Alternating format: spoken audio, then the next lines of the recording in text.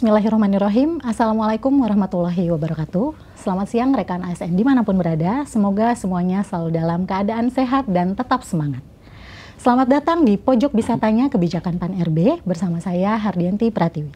Pada sesi kali ini saya punya tema dan ngobrol-ngobrol yang tentunya penting tapi santai dan penuh makna.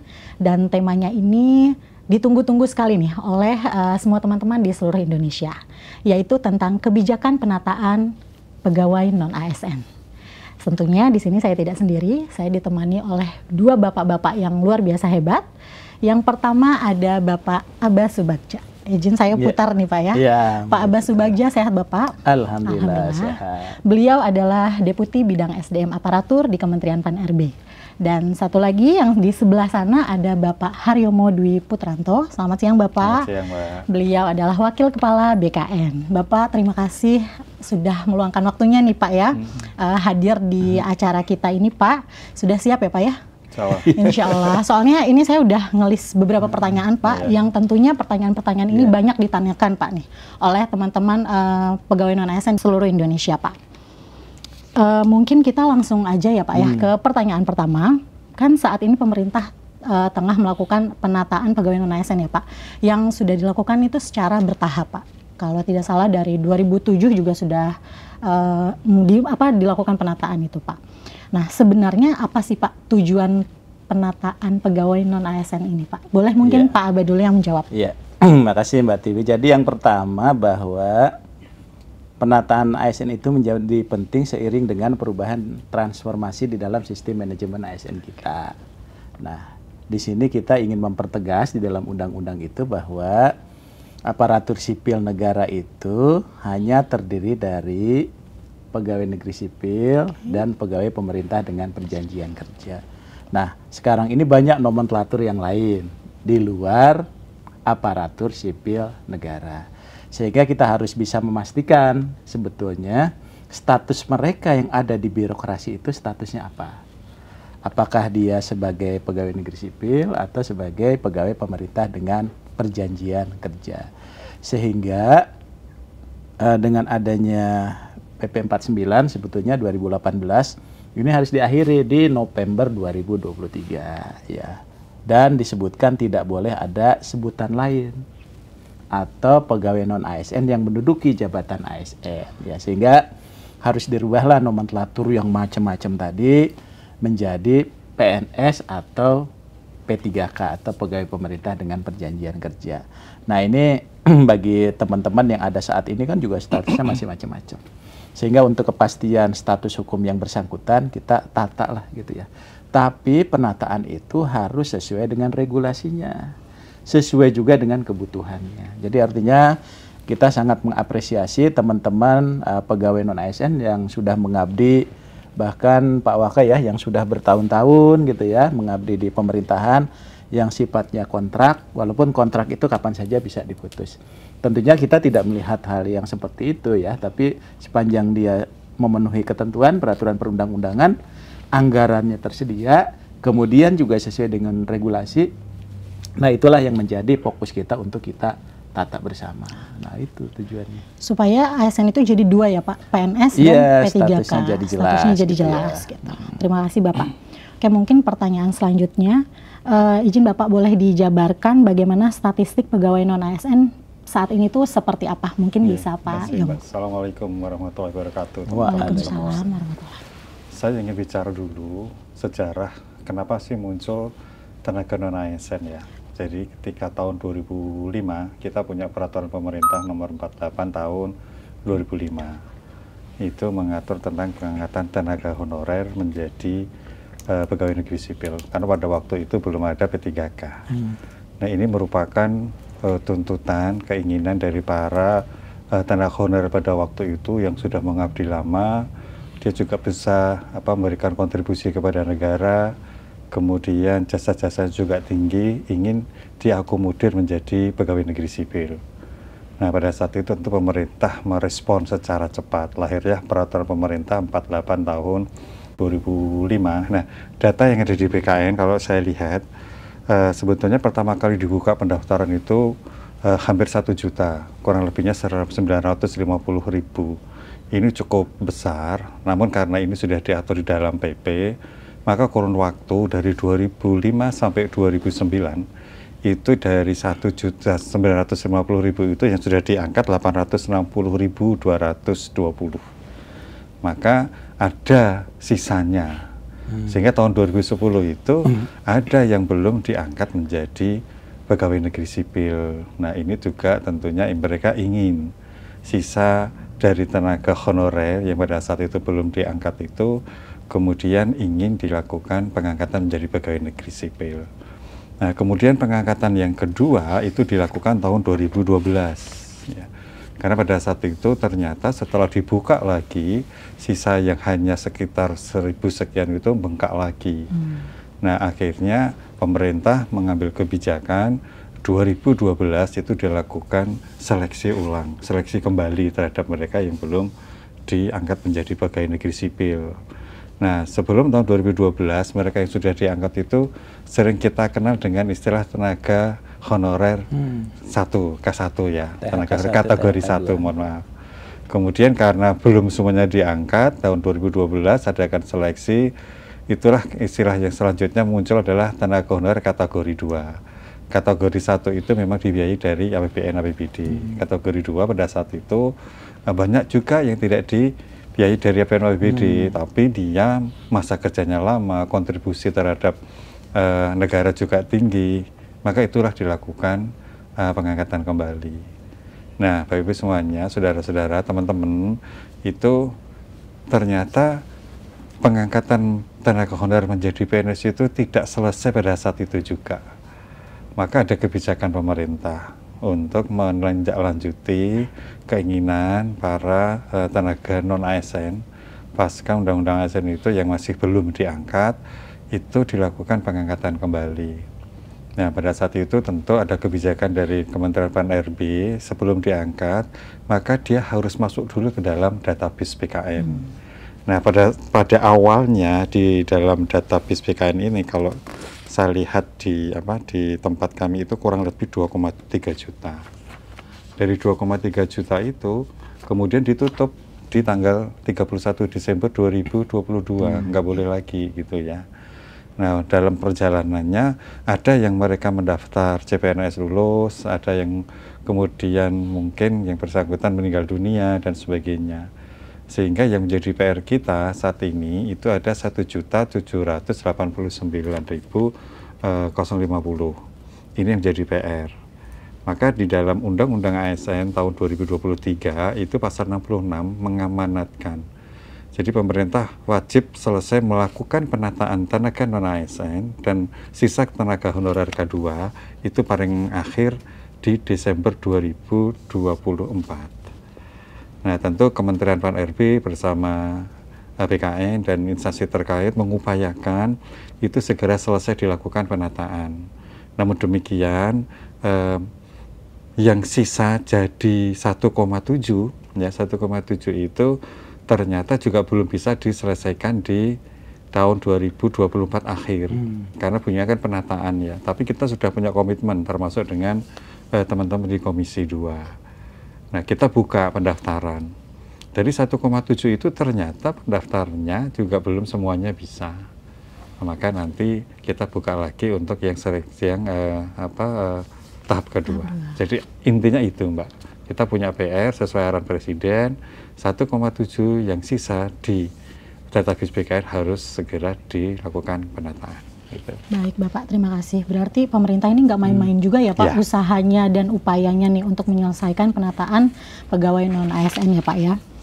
Selanjutnya mungkin Pak Abai ya Pak izin penyesuaian-penyesuaian yang sudah dilakukan untuk percepatan penyelesaian penataan pegawai non-ASN ini Pak.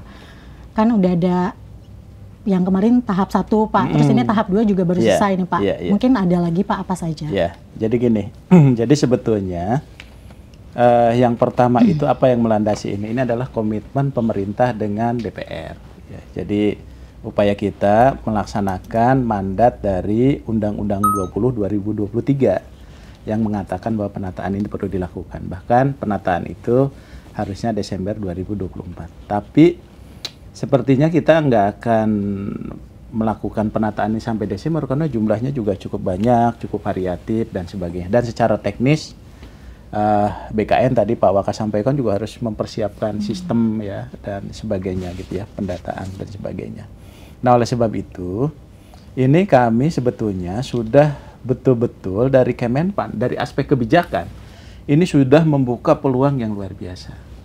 Ya, membuka peluang yang luar biasa. Bahkan secara kebijakan ini 100% untuk pegawai non-ASN.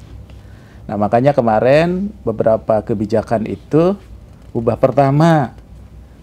Selain tahap 1 juga ada tahap kedua. Dari tahap kedua kita sudah 2 kali melakukan perpanjangan. Terakhir itu sampai 20 Januari 2024. Kenapa perpanjangan ini perlu kita lakukan? Karena masih ada teman-teman pegawai non-ASN, khususnya pada pemerintah daerah, yang belum bisa masuk ke dalam SSC-ASN-nya BKN. Itu walaupun kendalanya juga banyak dari teman-teman sendiri, ya, dari pemerintah daerahnya, dari pegawai non-ASN-nya. Kemudian juga dari kebijakan itu berkembang terus, ada teman-teman yang merasa TMS, dia tidak bisa mendaftar. Ada yang sudah mendaftar menjadi PNS, CPNS, dia juga tidak bisa mendaftar. Nah, saat ini kemarin, begitu kita buka sampai 20 Januari, semuanya boleh mendaftar kembali. Ya, jadi tadi yang TMS, dia boleh mendaftar gitu ya. Bagi mereka yang tahap 1 tidak lulus, berarti dia akan menjadi P3K paruh waktu. Bagi mereka CPNS yang sudah ikut tes, yang gagal di SKD atau di SKB, maka dia pun akan menjadi paruh waktu. Bagi teman-teman yang TMS, tetap dia bisa mendaftar di periode kedua. Jadi artinya peluang yang disiapkan oleh pemerintah dari 1,7 juta, sampaikan Pak Waka tadi, itu memberikan ruang yang sebesar-besarnya termasuk mekanismenya. Ya, jadi ini komitmen Bu Menteri ini luar biasa. Sepanjang dia ada dalam database BKN, maka dia akan dapat prioritas. Pertama menjadi P3K, kedua menjadi P3K paruh waktu. Ya, menjadi P3K paruh waktu. Menjadi P3K paruh waktu itu hanya masa transisi saja. Karena suatu saat dia akan menjadi P3K. Gitu. Makanya Pak Waka ada pertanyaan kan, kalau jadi paruh waktu, bisa nggak jadi penuh waktu? Ya bisa. Oh, bisa. Kalau kinerjanya bagus, dia tetap akan dapat nomor induk P3K. Jadi walaupun paruh waktu, tetap dapat nomor induk P3K. Kemudian kalau dia memenuhi syarat, kinerjanya bagus, anggarannya ada, dia diangkat jadi P3K. Jadi isunya kemarin kan, ini kita nggak bisa jadi P3K nih. Nah, kemarin ada usulan kan, P3K udah jadi P3K bisa balik nggak jadi paruh waktu? Nggak bisa. Nggak bisa. Ya, masa ntar paruh waktu jadi 1/4 waktu kan repot juga gitu ya. Nah, makanya yang P3K ini juga kinerja, disiplin gitu kan harus tetap dijaga juga. Jadi peluang untuk teman-teman mengikuti seleksi di tahap 2 ini luar biasa. Bahkan kalau menurut saya logika kita terbalik nih. Jadi kita dulu formasi yang ada kita potong. Sekarang orang yang belum ngusulin formasi kita undang untuk ngusulin formasi. Kan gitu ya Pak ya? Yang formasinya belum terpenuhi, itu kita undang untuk bisa terpenuhi. Jadi teman-teman ini, saudara-saudara kita pegawai non-ASN yang ikut seleksi, mendaftar dan ikut seleksi, tidak perlu khawatir. Kesempatannya luas. Kemarin-kemarin yang tidak mendaftar, sekarang sudah bisa mendaftar kembali. Sepanjang dia ada dalam database BKN. Karena itulah yang menjadi prioritas. Nah, sekarang ini kami sayangkan juga misalnya kalau teman-teman tidak memanfaatkan kebijakan ini. Sehingga ini kita kembalikan juga ke Pemdanya, ke pegawai non-ASN-nya, karena barangkali juga ada yang sudah tidak berminat. Kemudian ada juga yang sudah diterima menjadi ASN, ada juga yang sudah tidak bekerja lagi 2 tahun gitu ya. Ada juga yang sudah batas usia pensiunnya ya Pak ya, sudah tidak terpenuhi gitu. Kemudian juga ada yang sudah meninggal dunia. Ya, jadi yang tidak memungkinkan lagi untuk itu. Jadi kalau peluang kita penyesuaian-penyesuaian terhadap upaya untuk percepatan itu sudah kita lakukan. Jadi semuanya sudah boleh. Jadi tidak ada lagi mungkin sekarang rame di medsos kami nggak bisa melamar lagi, kami sudah ikut CPNS ini gimana nggak bisa masuk. Oleh BKN sudah dibuka. Difasilitasi ya Pak? Dibuka dan sudah difasilitasi. Difasilitasi. Berarti sebenarnya nggak usah khawatir lagi ya Pak? Nggak usah khawatir lagi, ini peluangnya sudah cukup luas. Ya, dan kalau menurut saya ini adalah mungkin kesempatan terakhir kita untuk beresin ini, makanya kita buka seluas-luasnya. Tapi bukan berarti mereka nanti tidak bisa masuk. Ya, bisa saja, tapi ada seleksi yang harus diikuti. Normal lah, akan kompetisi nanti. Kalau saat ini memang peluangnya jauh lebih besar. Oke, terima kasih Pak. Selanjutnya nih Pak, bagaimana sejarah penataan pegawai non-ASN ini Pak? Yang kita ketahui kan penataannya sudah dilakukan dari 2007.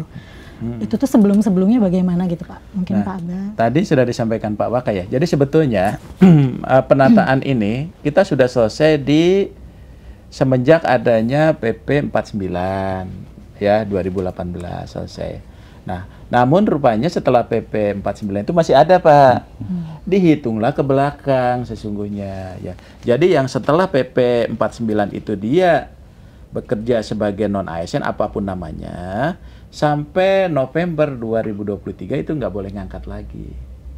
Tapi rupanya banyak yang angkat juga gitu ya. Tapi yang jelas ini PR kita bersama sih yang harus kita beresin. Nah, setelah itu maka ada surat Pak Menteri waktu itu supaya data lah. Masa kita mau beresin tapi nggak ada datanya. Datanya belum update lah. Ada di BKN tapi data honorer yang lama ya Pak ya. Yang peninggalan THK 2 itu. Tapi bagi yang ini, oke lah kita data ulang. Nah dari situlah muncul tadi data yang disampaikan Pak Waka dari 2,3 juta, sekarang 1,7 pun mungkin itu sudah bergerak lagi ya Pak. Kan ada yang tadi yang sampaikan ada yang meninggal, ada yang usianya nggak memenuhi dan sebagainya. Nah itulah jadi babak baru jadinya. Nah babak baru ini kita beresin lah sesuai dengan mandat di undang-undang di tahun ini, tapi prosesnya itu sampai dengan 2025. Pak Yomo ada mau menambahkan Pak? Sejarah nih Pak. Oh sejarah ya. Ya tadi saya singgung di awal Pak. Sebetulnya memang keinginan, kemauan, tekad pemerintah itu sudah sangat tinggi memperhatikan mereka yang sudah mengabdi lama untuk pemerintah. Ya. Tapi tentu kita juga masuk dalam koridor regulasi ya. Tidak mungkin semuanya bisa diangkat tanpa memperhatikan regulasi. Namun demikian, regulasi yang selama ini dibuat oleh pemerintah itu jauh lebih mengakomodir, lebih ringan jika dibandingkan untuk pelamar umum.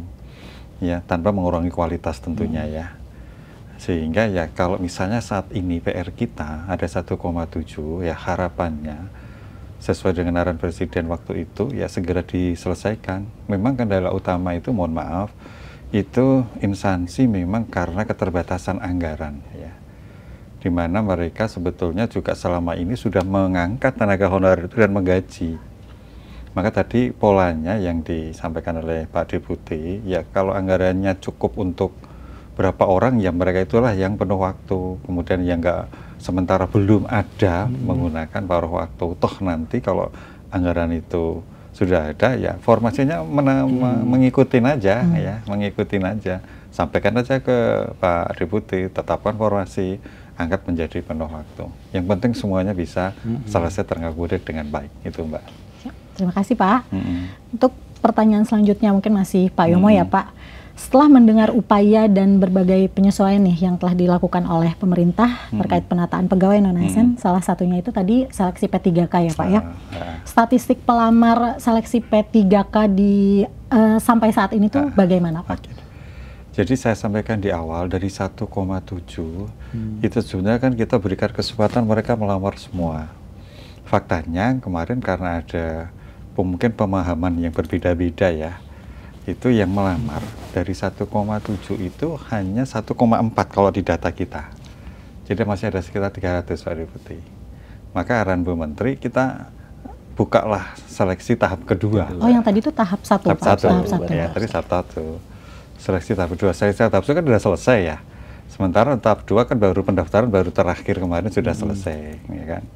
Nah ternyata sampai dengan yang tahap kedua ini juga belum semuanya Pak Deputi bisa terakomodir ya macam-macam. Kalau formasi sudah kita jamin, bahkan Bu Menteri sudah mengeluarkan kebijakan yang 3K bekerja itu sudah bisa mengakomodir semuanya.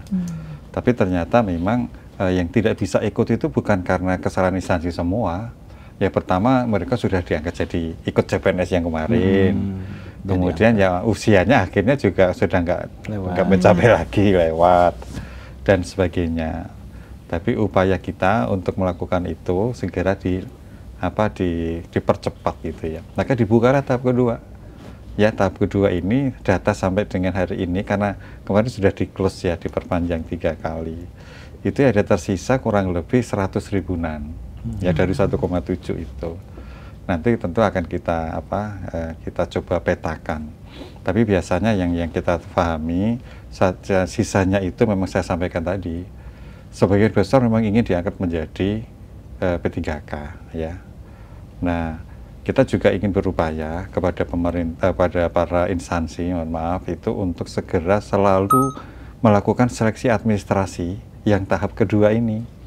Ya, karena apa? Kalau itu lambat ya nanti pengangkatannya lambat lagi.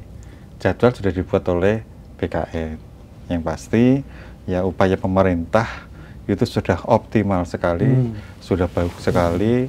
Kita sudah berkomitmen dengan anggota Komisi 2 untuk menyelesaikan penataan di akhir Desember, tapi karena lewat tetap itu harus kita selesaikan. Itu Mbak.